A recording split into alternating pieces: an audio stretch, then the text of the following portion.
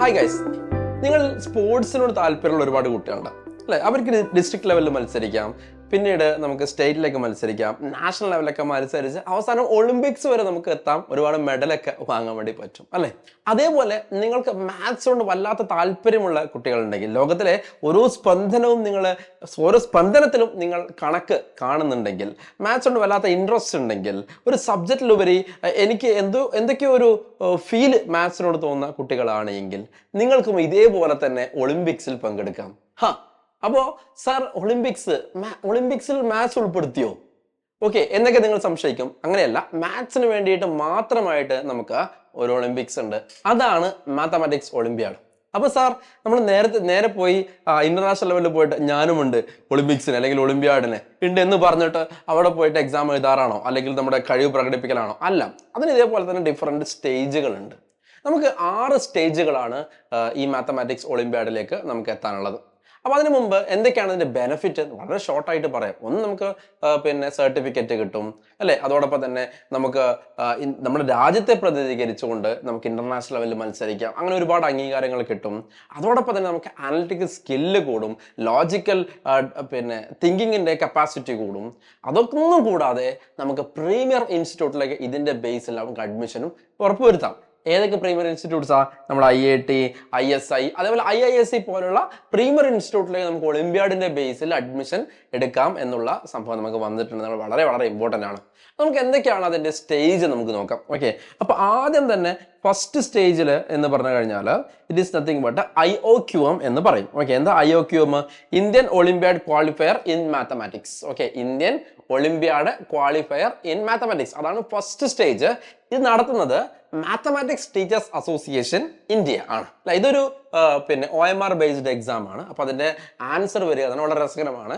അതായത് 0 മുതൽ 99 വരെയുള്ള ആൻസർ ആയിരിക്കും വരിക. ഓക്കെ, അപ്പോൾ അത് നമ്മൾ ക്വാളിഫൈ ചെയ്ത് കഴിഞ്ഞാൽ നമുക്ക് സെക്കൻഡ് സ്റ്റേജിലേക്ക് നമുക്ക് കടക്കാൻ വേണ്ടി പറ്റും. അപ്പോൾ സെക്കൻഡ് സ്റ്റേജ് എന്ന് പറഞ്ഞാൽ അത് RMO എന്നാണ് പറയുക, അതായത് റീജിയണൽ മാത്തമാറ്റിക്കൽ ഒളിമ്പ്യാഡ്, RMO നടത്തുന്നത് HBCSE. അപ്പോൾ എന്താണ് സാർ HBCSE എന്ന് പറഞ്ഞാൽ? It is nothing but Homi Bhabha centre for science education. അവരാണ് എന്താക്കുന്നത് ഈ പറഞ്ഞ റീജിയണൽ മാത്തമാറ്റിക്സ് ഒളിമ്പ്യാഡ് നടക്കുന്നത്. ഇതൊരു 3 മണിക്കൂർ എക്സാം ആണ്. അതിൽ 6 ഡിസ്ക്രിപ്റ്റീവ് ക്വസ്റ്റ്യൻസ് മാത്രമേ ഉണ്ടാവുള്ളൂ. ഓക്കെ, അപ്പോൾ നിങ്ങൾ വിചാരിക്കും വളരെ കൂളാണ് അല്ലേ, ആ 3 മണിക്കൂർ കൊണ്ട് നമുക്കൊരു അരമണിക്കൂറിൽ 6 ക്വസ്റ്റ്യൻ ഒക്കെ തീർത്തിട്ട് വരാം എന്നൊക്കെ വിചാരിക്കും. പക്ഷെ ആ 6 ഡിസ്ക്രിപ്റ്റീവ് ക്വസ്റ്റ്യൻ എന്ന് പറഞ്ഞാൽ അത്രയും ലെവലുള്ള ക്വസ്റ്റ്യൻ, ഒരുപാട് തിങ്ക് ചെയ്യേണ്ട, ഒരുപാട് നമ്മൾ എഴുതേണ്ട ഒക്കെ ക്വസ്റ്റ്യൻസ് ആയിരിക്കും എന്നുള്ള കാര്യം മനസ്സിലാക്കുക. അപ്പോൾ അതൊക്കെ നമ്മൾ പ്രാക്ടീസ് വേണം, അതിനൊക്കെ നമുക്ക് കിടക്കാം. ഓക്കെ, ഇനി അതും കഴിഞ്ഞാൽ അതിൽ നിന്നും കുട്ടികൾ എന്താക്കും, സെലക്ട് ചെയ്യും അടുത്ത ഘട്ടത്തിലേക്ക്. അടുത്ത ഘട്ടം എന്ന് പറഞ്ഞാൽ Indian national mathematical Olympiad, INMO എന്നാണ് പറയുക. ഇതും നടത്തുന്നത് HBCSE തന്നെയാണ്. അപ്പോൾ നമ്മുടെ RMOയില് ക്വാളിഫൈ ആയിട്ടുള്ള കുട്ടികളാണ് അതിലേക്ക് വരിക, നമ്മൾ ഓൾറെഡി പറഞ്ഞു കഴിഞ്ഞു. ഇതൊരു 4 മണിക്കൂർ എക്സാം ആണ്. ഈ 4 മണിക്കൂർ എക്സാമിലും 6 ക്വസ്റ്റ്യൻസ് മാത്രമേ ഉണ്ടാവുള്ളൂ എന്നാണ് അതിന്റെ അടുത്തൊരു ഹൈലൈറ്റ്. പക്ഷെ ഈ സ്റ്റേജിലുള്ള ക്വസ്റ്റ്യൻ എന്ന് പറഞ്ഞാൽ കുറച്ചും കൂടി ടഫ് ആയിരിക്കും. അതായത് ഇന്റർനാഷണൽ ലെവലുള്ള ക്വസ്റ്റ്യൻസ് തന്നെയായിരിക്കും, അഥവാ ഇന്റർനാഷണൽ ഒളിമ്പ്യാഡ് ലെവലുള്ള ക്വസ്റ്റ്യൻസ് തന്നെ ആയിരിക്കും നമുക്ക് ഈ പറഞ്ഞ സ്റ്റേജ് 3 ആയ INMO കിട്ടുന്നത് നമ്മൾ മനസ്സിലാക്കുക. ഓക്കെ, ഇനി ഇതും കൂടി കഴിഞ്ഞാൽ അടുത്ത 2 ഘട്ടം എന്ന് പറയുമ്പോൾ ഒരു ക്യാമ്പാണ് വരാൻ വേണ്ടി പോകുന്നത്. 2 ക്യാമ്പുകളാണ് വരാൻ വേണ്ടി പോകുന്നത്. അതായത് ഇതിന് സെലക്ട് ആയ കുട്ടികളെ പ്രത്യേക ക്യാമ്പിലേക്ക് വിളിച്ചു വരുത്തി അതിൽ ട്രെയിനിങ് കൊടുക്കുകയാണ്. ആദ്യ ഘട്ടം എന്ന് പറഞ്ഞാൽ IMOTC ആണ്, international mathematical Olympiad training. Okay, അത് 1 മാസത്തെ എന്തായിരിക്കും ട്രെയിനിങ് ആയിരിക്കും. അപ്പൊ അതിൽ നിന്നും എല്ലാവരും എടുത്തുകൊണ്ട് പോവില്ല, അതിൽ നിന്നും നമ്മൾ സെലക്ട് ആവുന്ന 6 കുട്ടികളെയാണ് അടുത്ത ഘട്ടത്തിലേക്ക് എന്ത് ചെയ്യുക, സെലക്ട് ചെയ്യുക. ഓക്കെ അല്ലേ? അപ്പൊ ഈ 6 കുട്ടികളും ഉറപ്പായിട്ടും എന്താക്കണം, നമുക്കറിയാം ഇന്റർനാഷണൽ ഒളിമ്പ്യാഡിലേക്ക് നമ്മൾ കൊണ്ടുപോകുന്നത് 6 കുട്ടികളെയാണ് ഒരു രാജ്യത്തെ പ്രതിനിധിച്ച് കൊണ്ടുപോകുന്നത്. 6 പേരുള്ള ഒരു ടീമാണ്. അപ്പൊ 6 പേരുടെ ടീമിനെ ഈ ക്യാമ്പിൽ നിന്നും അവരുടെ പെർഫോമൻസ് അനുസരിച്ചിട്ട് ആയിരിക്കും എന്താക്കുക, സെലക്ട് ചെയ്യുക. ഓക്കെ, അതാണ് ഏറ്റവും അവസാനം ലെവലുള്ള സ്ക്രീനിങ് എന്ന് പറഞ്ഞു കഴിഞ്ഞാൽ. ഇനി സ്ക്രീനിങ് ഒന്നുമില്ല, സ്റ്റേജ് 5 മറ്റൊരു ക്യാമ്പാണ്, അതായത് പ്രീ ഡിപ്പാർച്ചർ ക്യാമ്പ്, നമ്മൾ പോകുന്നതിന് മുമ്പുള്ള ക്യാമ്പ്. അതായത് അത് വളരെ വിഗറസ് ആയിട്ടുള്ള, വളരെ ഇന്റൻസീവ് ആയിട്ടുള്ള ട്രെയിനിങ് എന്ത് ചെയ്യാണ്, ഈ പറഞ്ഞ പോലെ തന്നെ 1 to 2 വീക്ക് ഘട്ടത്തിൽ എന്തൊക്കെയാണ് കൊടുക്കുകയാണ്.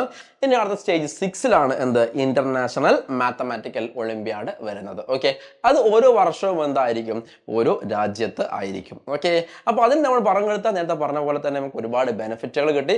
തീർച്ചയായിട്ടും അതിൻ്റെ എല്ലാ ബെനിഫിറ്റും നമ്മൾ സെപ്പറേറ്റ് വീഡിയോസ് ആയിട്ട് നമ്മൾ എന്താക്കുന്നതായിരിക്കും, ചെയ്തായിരിക്കും. അതോടൊപ്പം തന്നെ ഈ 6 സ്റ്റേജുകൾ ഞാനൊന്ന് തൊട്ടു പോയതേ ഉള്ളൂ. ഓക്കെ, ഓരോ സ്റ്റേജിനെ കുറിച്ചും നമ്മൾ എക്സ്പ്ലെയിൻ ചെയ്തുകൊണ്ട് പിന്നെ വീഡിയോസ് ഇനിയും ഇടുന്നതായിരിക്കും. നമ്മൾ ഈ ചാനൽ തന്നെ നിങ്ങൾ എന്ത് ചെയ്യുക, ഫോക്കസ് ചെയ്തുകൊണ്ടിരിക്കുക.